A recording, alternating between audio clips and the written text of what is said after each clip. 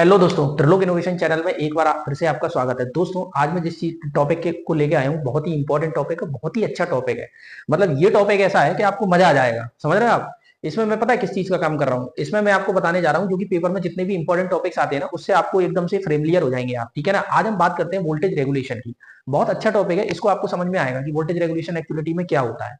देखो दोस्तों, voltage regulation का मतलब ये होता है कि जब हम इनपुट और आउटपुट के बीच में, मतलब जो लोड और सोर्स होता है, इसके बीच में वोल्टेज का जो भी डिफरेंस आएगा उसको हम बोलते हैं वोल्टेज रेगुलेशन। जैसे कि मान लो 3 वोल्ट लगाया इनपुट में और आउटपुट में हमें 2 वोल्ट मिल रहा है। इसका मतलब क्या हुआ कि वोल्टेज में डिफरेंस आ गया। इसी चीज को हम बोलते हैं वोल्टेज को रेगुलेशन।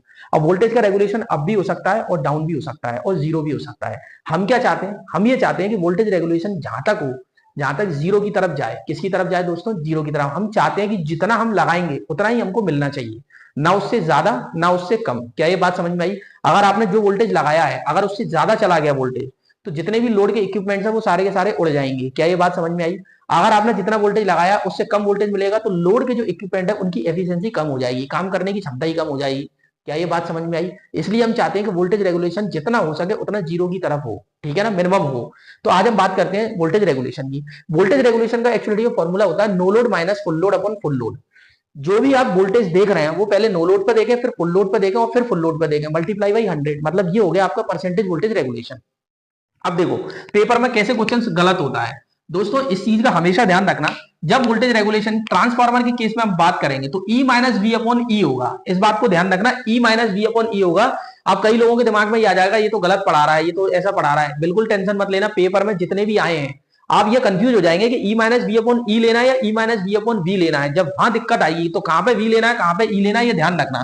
तो ट्रांसफार्मर के केस में जो voltage regulation E minus V upon V, E. और जनरेटर के केस में जब आप वोल्टेज रेगुलेशन लगाएंगे तो ई माइनस वी अपॉन वी। क्या ये बात समझ में आई? तो जनरेटर के केस में क्या होगा? ई माइनस वी अपॉन वी। और ट्रांसफार्मर के केस में ई माइनस वी अपॉन ई। अब अपन बात करते हैं कि पॉजिटिव वोल्टेज रेगुलेशन कब होगा। भाई, पॉजिटिव वोल्टेज रेगुलेशन जो है वो हमारा लैगिंग पावर फैक्टर पे होता है। ठीक है? नेगेटिव और जीरो वोल्टेज रेगुलेशन, जब हम नेगेटिव और जीरो वोल्टेज रेगुलेशन देखेंगे तो उस समय हमारा पावर फैक्टर क्या होगा? लीडिंग। क्या ये बात समझ में आई? मतलब लीडिंग पावर फैक्टर के केस में वोल्टेज रेगुलेशन जीरो होता है और नेगेटिव हो सकता है।